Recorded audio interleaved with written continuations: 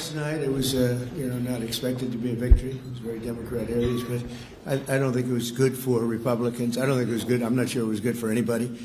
But we had an interesting evening, and we learned a lot, and we're going to talk about that, and I'll say a few remarks. I thought we'd have a discussion after the press leaves about what last night represented and what we should do about it, and also about the shutdown, and how that relates to last night. I think if you read the pollsters, the shutdown was a big factor, negative for the Republicans, and that was a big factor. And they say that I wasn't on the ballot was the biggest factor, but I don't know about that, but I was honored that they said that.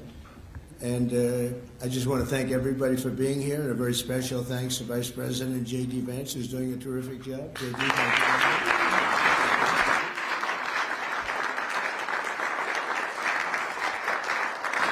So as you know, we are in the midst of a disastrous Democrat-created government shutdown, and it is Democrat-created, but I don't think they're getting really the blame that they should.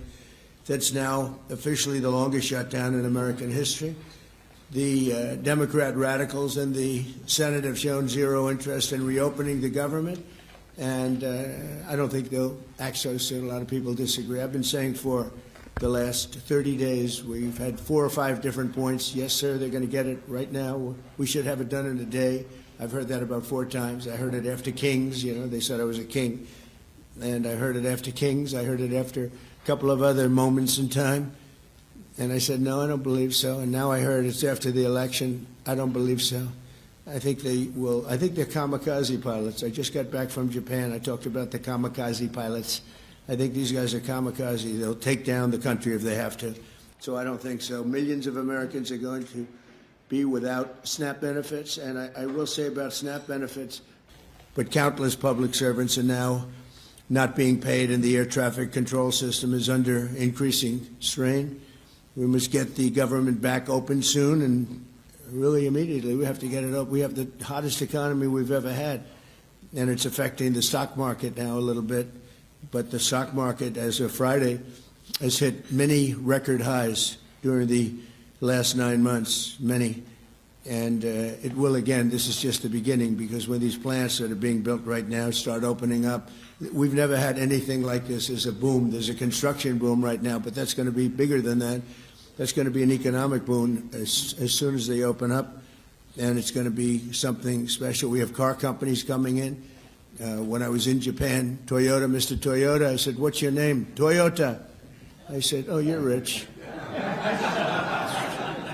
I said, how much of the company do you own? 92.1%. I said, I'm glad you said the one. He wants to be there. I said, you're a rich guy. And he said, I'm investing $10 billion in the U.S., and you know who I'm talking about, right? You introduced me. These are not going to be productive people. These are going to be anti-productive people. And we can all have big hearts. I have a bigger heart than anybody, but we can't let that happen. It's time for Republicans to do what they have to do, and that's terminate the filibuster. It's the only way you can do it.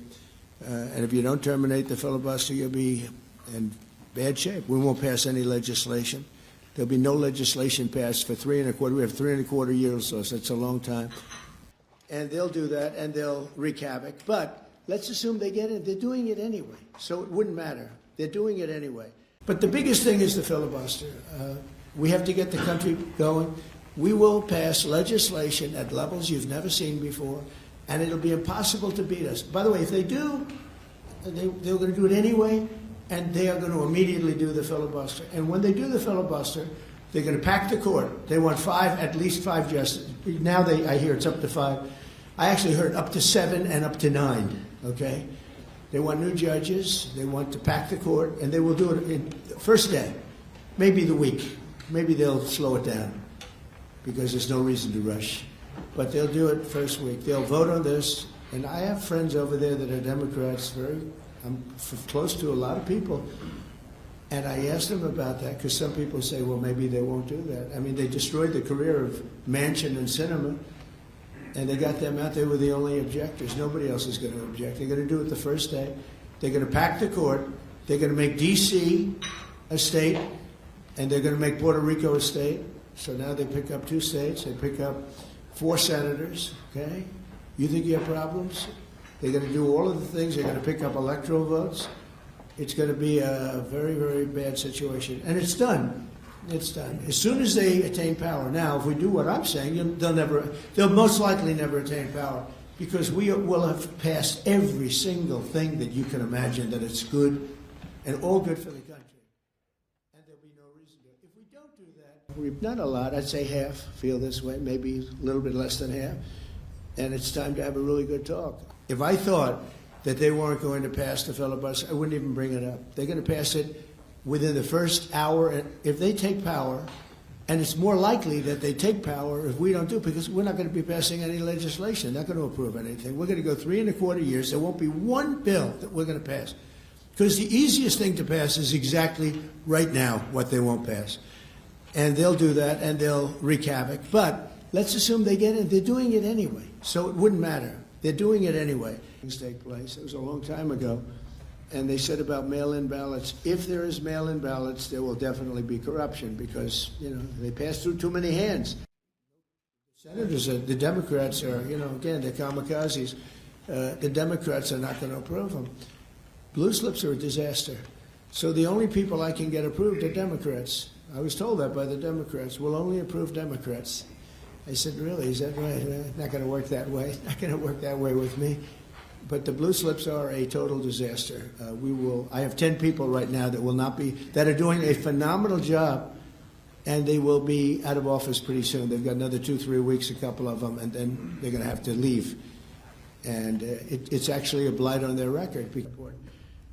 But the biggest thing is the filibuster. We have to get the country going. We will pass legislation at levels you've never seen before, and it'll be impossible to beat it. Horrible thing. Blue slips is a horrible thing, because I have the right to pick judges, and I have the right to pick U.S. attorneys, and this takes away the right from me. And I think we're going to go to court on it, and we'll see what happens in court. But it gives the president, it takes away the right of the president to pick people to serve on the court and to serve as U.S. attorneys, which is very important. What are the takeaways for people in this room? Do Republicans need to start negotiating with Democrats to end the shutdown?